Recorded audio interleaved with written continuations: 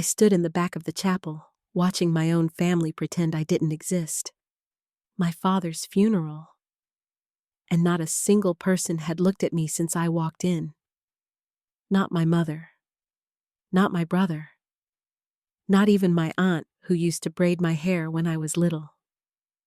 I was a ghost at my own father's funeral. But here's the thing. Nobody tells you about being erased from your family. It doesn't happen all at once. It happens in tiny, deliberate cuts. One decision at a time. One lie at a time. Until one day, you realize you've been written out of the story entirely. My name is Emma. I'm 28 years old. And this is the story of how my family tried to erase me, how they almost succeeded, and how my grandmother, the only person who ever truly saw me, made sure they paid for every single moment of it. Before we go any further, if you've ever felt invisible in your own family, hit that subscribe button. Because this story, it's for everyone who's ever been told they don't matter. Let's prove them wrong together. To understand how I became the ghost, you need to understand my brother. Jason. Jason was everything I wasn't. Where I was quiet, he was charismatic. Where I studied until midnight, he coasted on charm. Where I chose art school and a nonprofit salary, he went to business school and started pulling in 6 figures before he turned 25. My parents didn't just love Jason more, they worshipped him. Every family dinner was a highlight reel of Jason's accomplishments. Every holiday card featured Jason front and center, while I was cropped to the edge of the frame, literally and metaphorically. I told myself it didn't matter. I told myself I didn't need their approval. I told myself I was building my own life, my own identity, separate from their expectations. But deep down,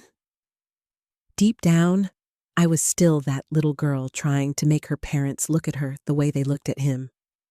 My relationship with my dad was complicated. He wasn't cruel. He wasn't abusive. He was just absent. Even when he was in the room, he wasn't really there. Not for me. I remember being 12, showing him a painting I'd spent weeks on for the school art show. I'd won second place. He glanced at it for maybe 3 seconds. "That's nice, Emma," he said, not looking up from his phone. "Jason made varsity today. Can you believe it? Freshman year." "That's nice, Emma." 3 words that became the soundtrack of my childhood. But my grandmother? Grandma Rose was different, and she lived in a small cottage on the edge of our family's property, a property that had been in our family for 3 generations. She'd watch me through her kitchen window when I'd escaped to her garden after another dinner where I'd been talked over, ignored, dismissed. "Come here, little artist," she'd call out, waving me inside. Her cottage smelled like lavender and old books. She had paintings covering every wall, some hers, some from local artists she'd supported over the years. She was the only one who understood that being different wasn't a defect. "Your father doesn't see you," she told me once when I was 16 and crying over another forgotten birthday. "But that's his blindness, not your invisibility. You shine, Emma. You just shine in a way he was never taught to recognize." I loved her so much it hurt. She was my refuge, my witness, the only person in my family who made me feel like I mattered. Everything started falling apart 3 years ago. Dad got sick. Pancreatic cancer. Stage 4. The doctors gave him 6 months. He lasted 18. And during those 18 months, I watched my family close ranks, around Jason. Mom started calling him every day, asking his advice on medical decisions, financial decisions, everything. Jason moved back home temporarily to help manage things. I offered to come home too, to take leave from my job, to be there. "We've got it handled," Mom said on the phone, her voice clipped and efficient. "Jason's here. We don't want to disrupt your life." Disrupt my life? My father was dying, but I took her at her word. I visited when I could. Weekends, holidays. I sat by Dad's bedside and read to him, held his hand. Tried to make him laugh with old memories. He barely acknowledged I was there. Near the end, when the morphine made him delirious, he called out for Jason constantly. Not once did he call for me. The funeral was 3 weeks ago. I drove 8 hours to get there, got a hotel room because staying at the family house felt too painful, and showed up 30 minutes early to the service. That's when I overheard them. I was in the church bathroom when Mom and my aunt walked in, their voices echoing off the tiles. I still think you should have told her, my aunt said. Told her what? That she's getting nothing? Mom's voice was sharp. She made her choices. She chose that little art job over a real career. She chose to live across the state instead of being here when we needed her. Why should she benefit from everything your brother built? My aunt sighed. I don't know, Helen. She's still your daughter. Jason earned it. He was here. He sacrificed. Emma can figure out her own life, like she's been doing for years. I locked myself in the stall and pressed my hand over my mouth to keep from making a sound. The will. They'd changed Dad's will, and I was erased from it. I couldn't breathe through the entire funeral service. While the pastor talked about family and legacy, while Jason gave a tearful eulogy about what an amazing father Dad had been, while cousins and family friends shared memories, all I could think was, they erased me. After the burial, everyone gathered at the house for the reception. I cornered Mom in the kitchen.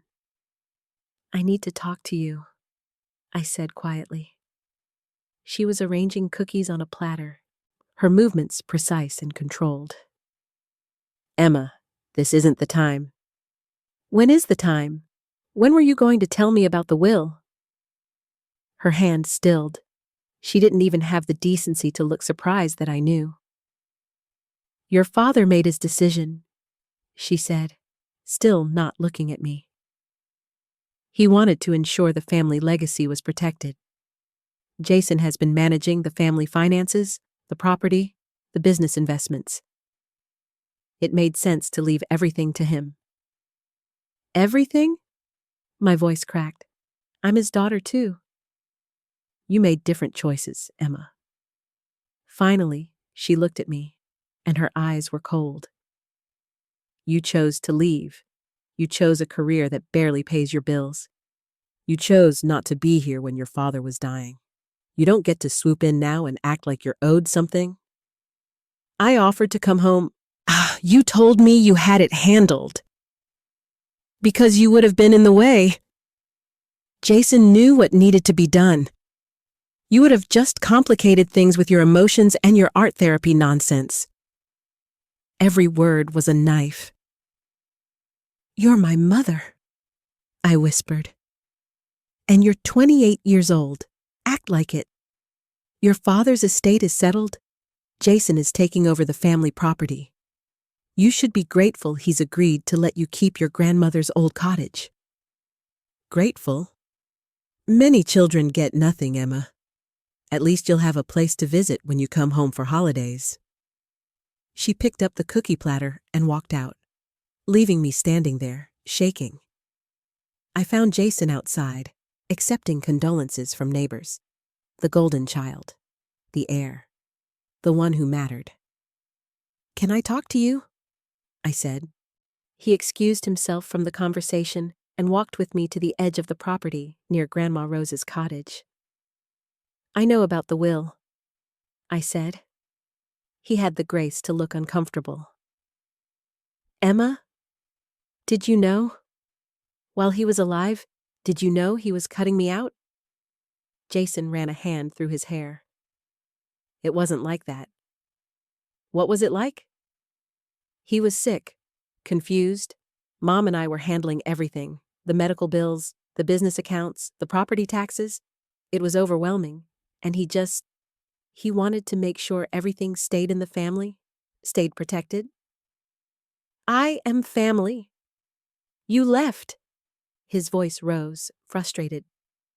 You left, Emma. You went to art school instead of business school. You took a job that pays $30,000 a year. You moved 8 hours away. What did you expect? That Dad would split everything 50-50 when I'm the one who stayed? Who built a career he was proud of? Who was here? I was here, I said, my voice breaking. Maybe not every day, but I was here. I loved him too. Jason's expression softened slightly. I know you did, but love doesn't pay the property taxes. Love doesn't manage investment portfolios. Dad needed someone practical, someone who could handle his legacy. So, I get nothing? Not even something to remember him by? He hesitated. You get Grandma's cottage. That's worth something. The cottage Grandma Rose left to me in her will 10 years ago? How generous. Jason's jaw tightened. I'm trying to be fair here, Emma, but you need to understand, this isn't about you. This is about keeping Dad's legacy intact. If we split everything, we'd have to sell the property, liquidate the investments. Everything he built would be gone. And that's my fault? It's reality. We stared at each other across an impossible distance. Brothers and sisters who'd become strangers. I hope it's worth it, I finally said. I hope Dad's money keeps you warm at night because you just lost your sister. I walked away, and as I passed Grandma Rose's cottage, I could have sworn I felt her presence, watching, waiting. If you're invested in this story, drop a like right now. Because what happens next? Even I didn't see it coming. And trust me, neither will they. I didn't speak to my family for 2 months. I blocked Mom's number, unfriended Jason on social media, deleted the family group chat. If they wanted to erase me, fine. I'd erase them right back.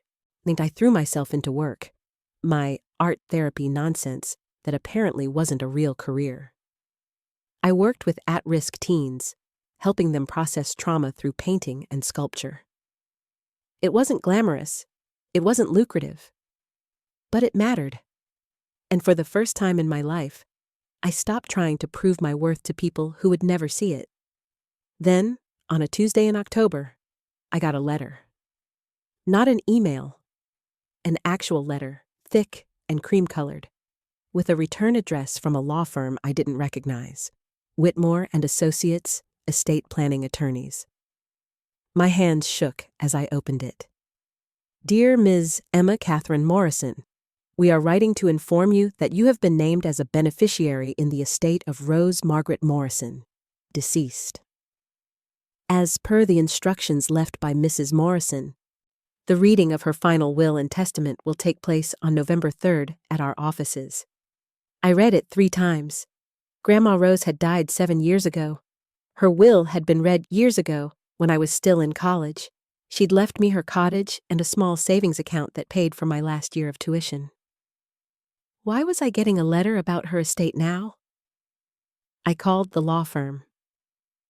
Ms. Morrison, the attorney, a woman named Patricia Whitmore, said warmly. Thank you for calling. I realize this must be confusing.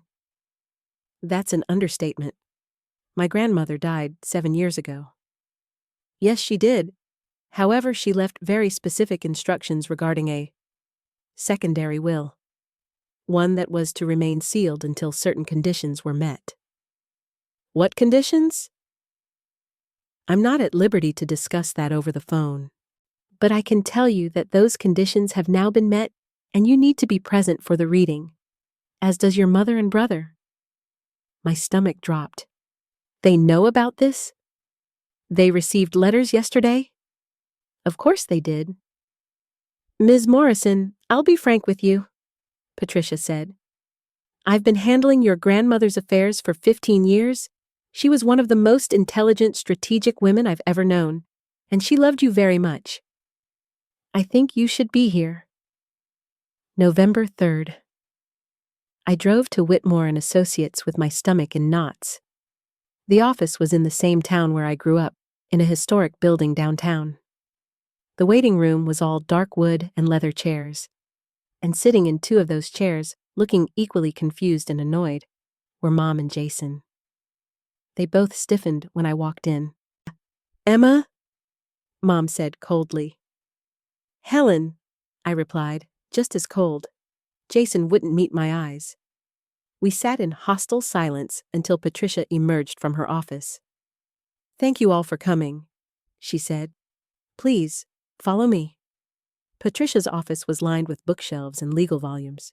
She gestured for us to sit, then settled behind her desk with a thick folder. "I'll be direct," she began.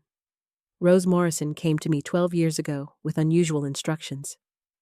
She wanted to create a secondary will, one that would only be activated under specific circumstances."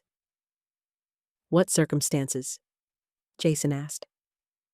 Patricia glanced at me, something like sympathy in her eyes. "The erasure of Emma from your father's will." The room went dead silent. Mom's face went pale. Jason shifted uncomfortably. "I don't understand," Mom said. "How would she have known?"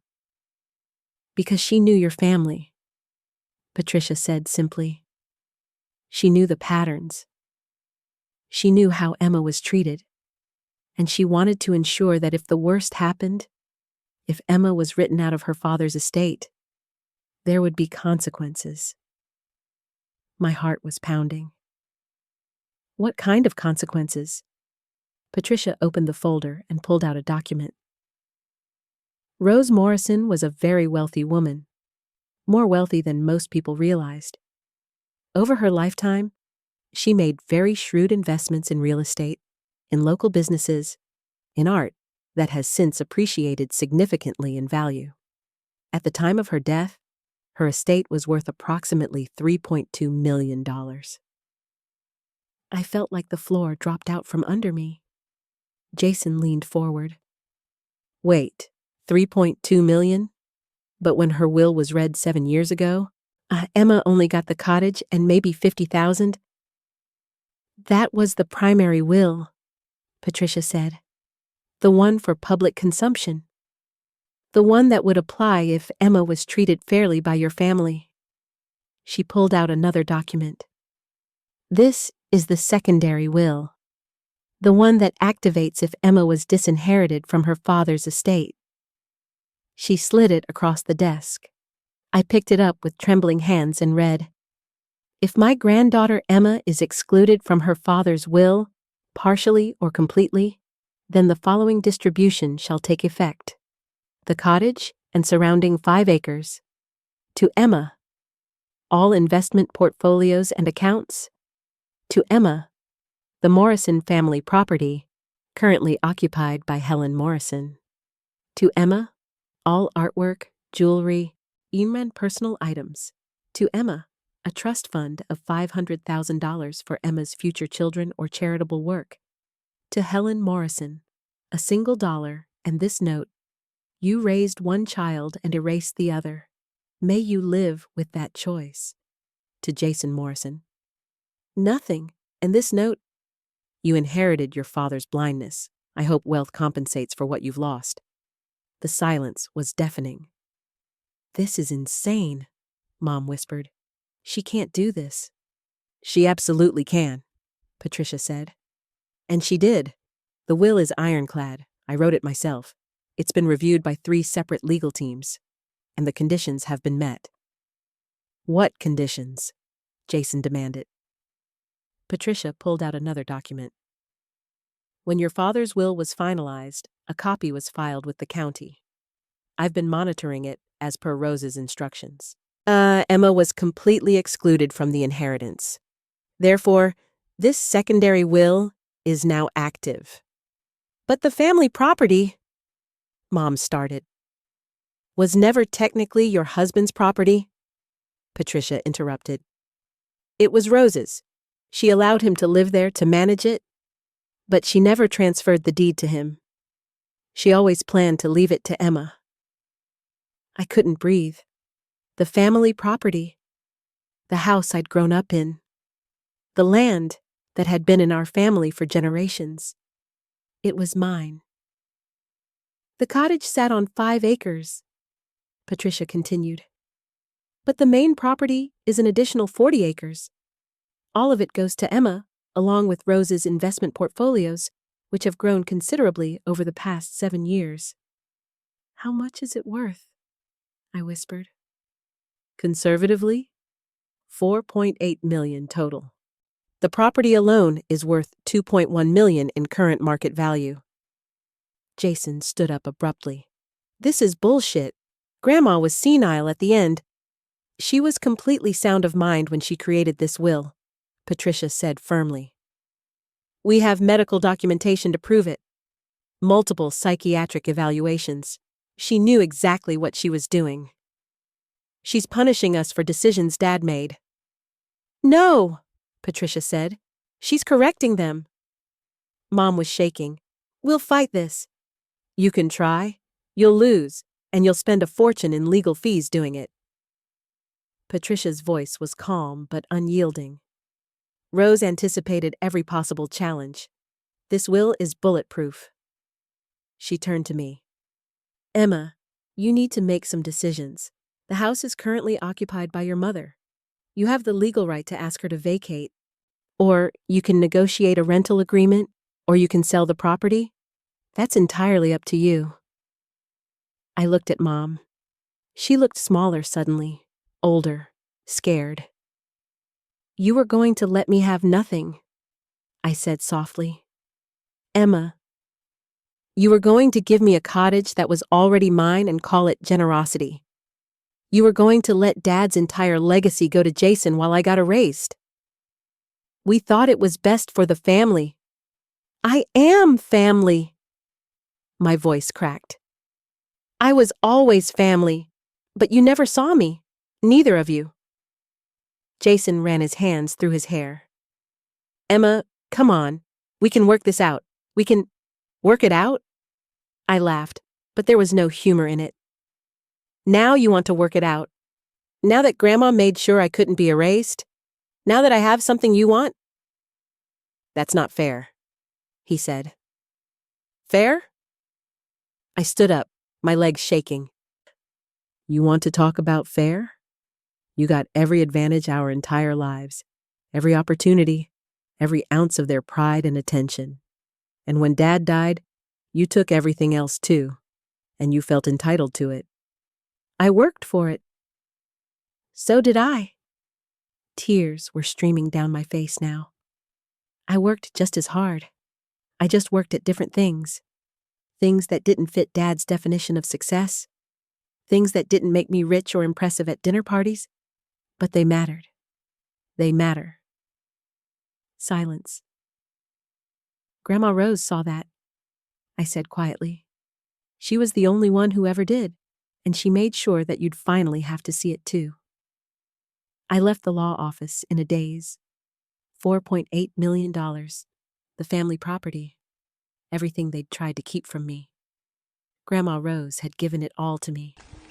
Not just the money or the property, but proof. Proof that I mattered. Proof that I was seen. Proof that at least one person in my family had loved me enough to make sure I'd never be erased. The next few weeks were a blur of paperwork and phone calls. Mom called me 17 times. I didn't answer. Jason sent long text messages, trying to reason with me, to negotiate, to convince me to do the right thing for the family. I blocked his number. My aunt reached out, trying to mediate. Emma, honey, I know you're hurt, but this is tearing the family apart. The family was already torn apart, I told her. You just didn't notice because I was the one bleeding. I hired my own attorney to handle everything. I decided not to sell the property. Instead, I did something better. I converted the main house into a residential art therapy center for teens aging out of foster care. A place where kids who'd been erased from their own families could learn that their pain could be transformed into something beautiful. I named it Rose House. The cottage remained mine, my private sanctuary, the place where Grandma Rose had always made me feel seen. I used part of the investment money to fund the center, and the rest I put into a trust, just like Grandma had instructed. Money for my future children, if I had them. Money for more programs like Rose House. Money used to heal instead of wound. Mom had to move out. I gave her 60 days and helped her find an apartment in town. I didn't throw her out on the street. I'm not cruel. But I didn't let her stay either. Actions have consequences, even for mothers. Jason tried to come see me once. Showed up at the cottage unannounced. I met him on the porch, didn't invite him inside. Emma, please. We're family. We can get past this. No, I said simply. We can't, because you don't see what you did wrong. You think this is about money, about Grandma's will, about some technicality that gave me an advantage. Isn't it? It's about 30 years of being invisible. It's about being told my dreams didn't matter. My career was a joke. My presence was a burden. It's about watching you get everything while I got scraps and was told to be grateful. I didn't know you felt that way. Yes, you did. You just didn't care, because it benefited you not to care. He flinched. Grandma Rose gave me more than money, I continued. She gave me proof that I wasn't crazy, that I wasn't too sensitive or too dramatic, that I was systematically erased and someone saw it happening. What do you want from me? His voice broke. An apology? You've got it. I'm sorry. I'm sorry I didn't stand up for you. I'm sorry I took everything and felt entitled to it. I'm sorry I was a shitty brother. That's a start, I said. But it's not enough, because sorry doesn't undo the damage. Sorry doesn't give me back the relationship with our father that I never got to have. Sorry doesn't erase the years of being treated like I didn't matter. So what? We're just done? Forever? I took a deep breath. I don't know. Maybe someday we can build something new, but it won't be the old dynamic. It won't be you as the golden child and me as the forgotten one. It won't be me begging for scraps of your attention or validation. I don't want that either. Then prove it. Do the work. Go to therapy. Figure out why you were okay with participating in my erasure. Figure out who you are when you're not propped up by Dad's approval and Mom's favoritism. And then maybe we can talk. He nodded slowly, tears in his eyes, and he left. Can I just say, if you've made it this far, you're incredible. This story isn't easy, but neither is healing from family trauma. If this is resonating with you, leave a comment. Tell me your story. You're not alone. And hit that subscribe button, because this channel, it's for the ones who refuse to stay erased. 6 months after the reading of Grandma Rose's will, I was going through her belongings in the cottage. Even though it had been mine for years, I'd never felt right about changing anything. It had remained a shrine to her art on the walls, her books on the shelves, her reading chair by the window. But now, turning it into my permanent home, and I needed to make it mine.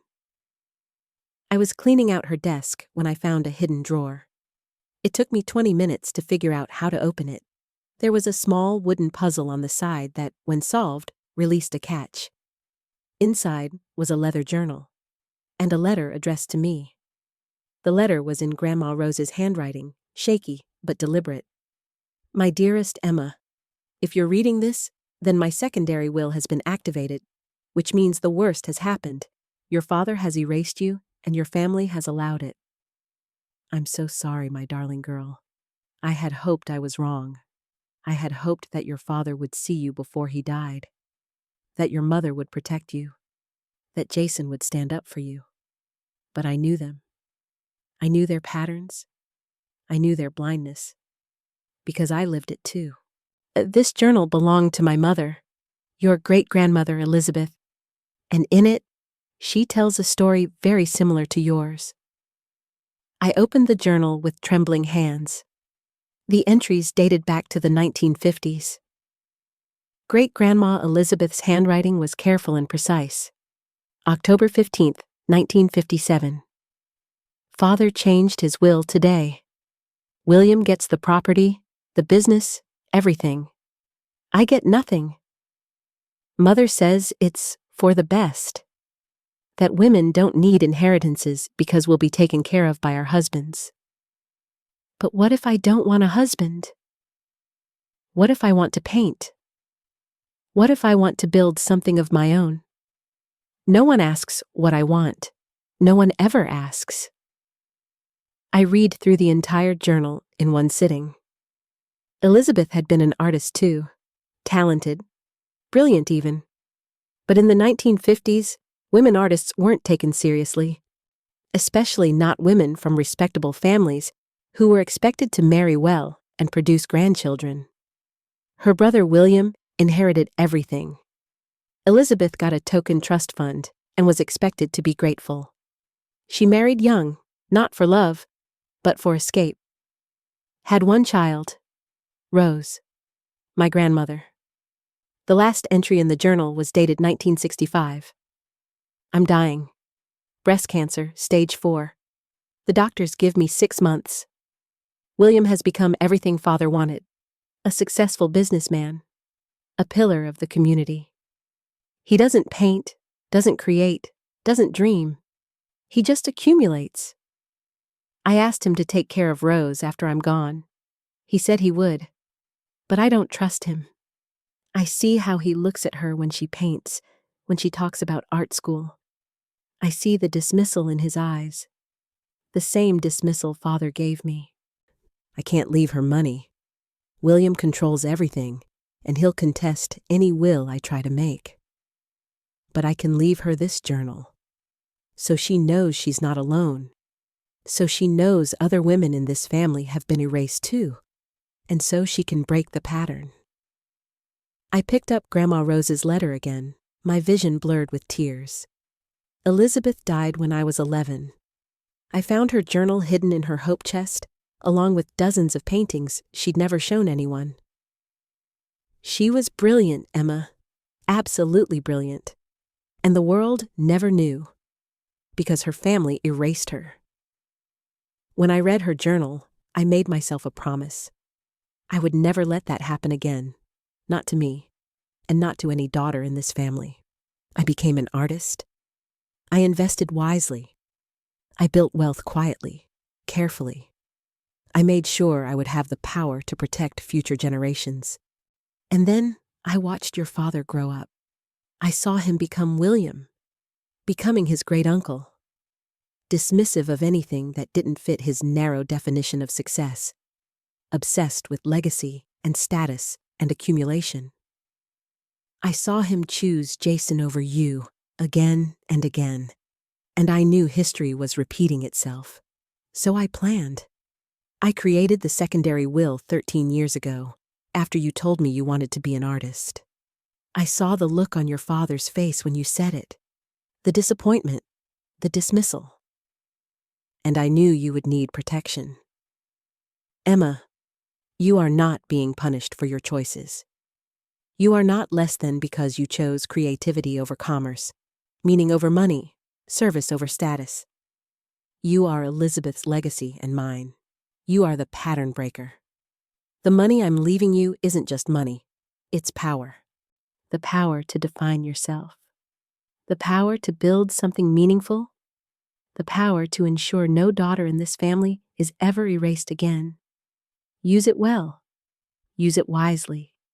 Use it to heal what has been broken. I love you, my darling girl. I always have. I always will. And I see you. I have always seen you. Love, Grandma Rose. I sat on the floor of the cottage, surrounded by 3 generations of erasure and rebellion, and I wept. For Elizabeth, the great-grandmother I never knew. For Grandma Rose, who spent her life making sure the pattern ended. For myself, the granddaughter who had to fight to be seen. and for all the daughters who came before, and all who would come after. Rose House opened on the anniversary of Grandma Rose's death. The ceremony was small but meaningful. Local news covered it. The mayor came and said some words about community and healing. But the moment that mattered most was when the first group of teens walked through the door. 12 kids, ages 15 to 18, all aging out of foster care, all carrying trauma, all told by the world that they didn't matter. I stood in the main room, what used to be my family's formal living room, and looked at their faces. "Welcome," I said. "This house has a complicated history. It was a place where some people were seen and others were erased. But that ends now. Here, you will all be seen. Your pain matters. Your stories matter. Your art matters. You matter." A girl in the back, maybe 16, with dyed black hair and defensive eyes, raised her hand. "What if we're not good at art?" I smiled. "Art isn't about being good, it's about being honest. It's about taking what hurts and transforming it into something that can be witnessed. You don't have to be Picasso. You just have to be willing to try." Over the next year, Rose House became something extraordinary. The kids created murals on the walls, sculptures in the garden, paintings that we displayed in a gallery show that raised another $50,000 for the program. But more than that, they healed, slowly, imperfectly, but genuinely. I hired art therapists, social workers, trauma specialists. I made sure every kid had what they needed, not just art supplies, but therapy, medical care, tutoring, job training. I made sure no one was erased. Mom came to the 1-year anniversary event. I saw her standing at the back of the crowd during the open house, looking uncomfortable and out of place. I almost didn't approach her. But then I remembered Grandma Rose's letter. Break the pattern. I walked over. "Mom? Emma?" She looked older, tired. "This is incredible, what you've built here." "Thank you." Silence stretched between us. "I owe you an apology," she finally said. "A real one. Not a deflection or an excuse. A real apology." I waited. I was wrong. About everything. I was wrong to favor Jason. I was wrong to dismiss your career. I was wrong to exclude you from your father's will. I was wrong to make you feel like you didn't matter. Her voice broke. "You matter, Emma. You always mattered. And I'm sorry I couldn't see it. I'm sorry I was so blinded by what I thought success looked like that I couldn't see the incredible person you were becoming." Tears were streaming down her face. "I don't expect you to forgive me. I don't expect us to go back to how things were, but I needed you to know that I see it now. I see you now. And I'm so sorry it took losing you for me to figure it out." I took a deep breath. "I'm not ready to forgive you yet," I said honestly. "Maybe I will be someday. Maybe I won't. But I can tell you that I'm not interested in holding on to anger anymore. It's too heavy." She nodded, wiping her eyes. "I'd like to volunteer here," she said. "If you'd let me. I don't know anything about art therapy, but I can answer phones, organize supplies, help with events. I want to be part of what you're building. I want to contribute to something meaningful." I studied her face, looking for manipulation or guilt tripping. I only saw genuine remorse. "Okay," I said. "We can try, but slowly, with boundaries. Whatever you need." "And Mom?" "Yeah? I need you to understand something. This isn't about you earning your way back into my life. This isn't about you proving you've changed so I'll forgive you and we can be a happy family again." She nodded. "This is about you doing your own healing, about you figuring out why you participated in my erasure, about you breaking your own patterns. Can you do that?" "I'm in therapy," she said quietly. Twice a week. I'm working on it. Good. Keep working on it. Jason came too, 3 months after Mom started volunteering. I found him standing in front of Elizabeth's paintings, the ones I'd discovered in Grandma Rose's cottage and hung in the Rose House gallery. "These are incredible," he said when I approached. "Who's the artist?" "Our great-grandmother, Elizabeth." His eyes widened. "I didn't know we had an artist in the family." "No one did. She was erased too." He turned to look at me, understanding dawning. "Emma, I know. Mom told me you're in therapy too, that you're working on things." "I am, and I'm learning a lot about myself. None of it pretty." We stood in silence, looking at Elizabeth's paintings. Landscapes of the family property, portraits of Rose as a child, abstract pieces that spoke of longing and frustration. "I was thinking," Jason said hesitantly. "Dad's business, the one I took over, it's not really mine. I mean, legally it is, but morally? I don't know. I've been thinking about restructuring it, creating a foundation that funds programs like this one, programs for kids who've been erased." I looked at him sharply. "Why?" "Because you were right, about all of it. I was okay with your erasure because it benefited me. And I need to make that right. Not to earn your forgiveness. I might never get that. But to be someone I can live with." "That's a start," I said. "Can I volunteer here too? Not in a leadership role or anything. Just whatever you need. I want to understand what you're building." I considered it. "Yes," I finally said, "but the same rules apply to you as Mom. This isn't about me. This is about you doing your own work." "I understand. And Jason?" "Yeah? We're not going to be the siblings we were. That relationship is gone. But maybe, if we're both willing to do the work, we can build something new, something honest." "I'd like that," he said. 2 years after Grandma Rose's secondary will changed everything, I stood in the cottage on what would have been her 92nd birthday. I'd spent the day at Rose House, working with the kids on a memorial mural. They'd wanted to paint something to honor the woman whose gift had created this sanctuary. The mural showed a tree with deep roots and spreading branches. In the roots, they'd painted the names of people who had been erased: Elizabeth, Rose, me, and blank spaces for the names of others who hadn't been seen. In the branches, they'd painted hands reaching out, connecting, holding. It was beautiful. It was healing. It was everything Grandma Rose had wanted. I pulled out her journal and Elizabeth's journal, reading through them both as the sun set outside the cottage window.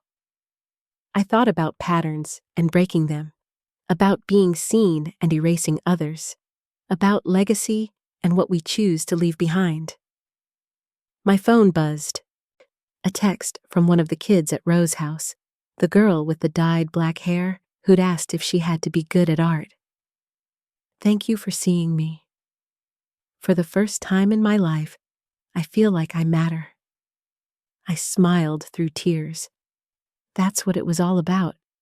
Not the money or the property or winning against my family. It was about making sure no one else had to fight to be seen. I pulled out my own journal, one I'd started keeping after reading Elizabeth's and Rose's, and began to write. "Dear future granddaughter, my name is Emma, and I want to tell you a story about erasure and visibility, about being forgotten and being found. By the time you read this, you'll know about Rose House. You'll know about the foundation. You'll know about the money. But I want you to know about the women who came before. Elizabeth, who died with her art unseen. Rose, who made sure the pattern ended. And me, who tried to turn pain into purpose. We are your legacy. Not the property or the money or the accolades. The courage to be yourself. The strength to stand up for those who are unseen. The wisdom to know that being different isn't a defect. If you're reading this, I hope it's because you're curious about your history. But if you're reading this because you've been erased, because someone in your family has told you that you don't matter, that your dreams are worthless, that you should be grateful for scraps, then know this: you matter. You have always mattered, and you come from a line of women who refused to disappear. Use that strength. Break the patterns that need breaking. Build the world you want to live in. And make sure no one else has to fight to be seen. With all my love, Emma. But here's the thing: nobody tells you about healing from family trauma. It's not a straight line. 3 months ago, Jason called me with news. Emma, I need to tell you something, and you're going to be angry. My stomach dropped. What did you do? I found another document in Dad's files, a letter he wrote 2 weeks before he died. Jason, he was going to change the will back. He was going to include you again. He'd written out instructions for his lawyer, talking about how he'd made a mistake, how he needed to make things right with you. I couldn't breathe. He never sent it. I don't know if he got too sick, or if Mom talked him out of it, or if he just ran out of time. But Emma, he was going to fix it. Silence. Why are you telling me this? I finally asked. Because you deserve to know. He saw you at the end. He just didn't get the chance to show it. I hung up, and I cried for hours, because that might have been the cruelest twist of all. But then I reread Grandma Rose's letter, and I realized something. It didn't matter if Dad had planned to change his mind. What mattered was that he'd erased me in the first place. What mattered was that he'd needed to die before he could see me. What mattered was that Grandma Rose had known years in advance, that my family would erase me unless there were consequences. She'd been right, and her gift hadn't just been money or property. It had been proof that I wasn't crazy or too sensitive or ungrateful, proof that I had been systematically erased, proof that at least one person in my family had loved me enough to protect me, even from beyond the grave. So here's what I want you to know. If you've stayed with me through this entire story, if your family has erased you, you're not alone. If you've been told your dreams don't matter, you're not alone.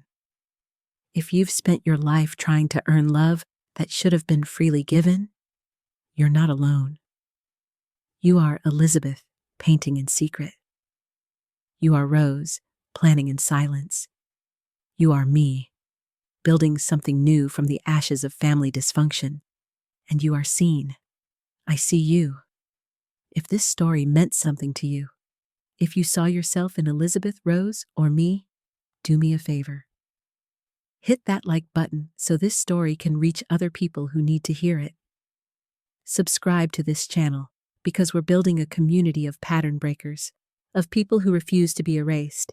And leave a comment. Tell me, what pattern are you breaking? What legacy are you creating? Because your story matters, you matter, and you deserve to be seen. Thanks for watching.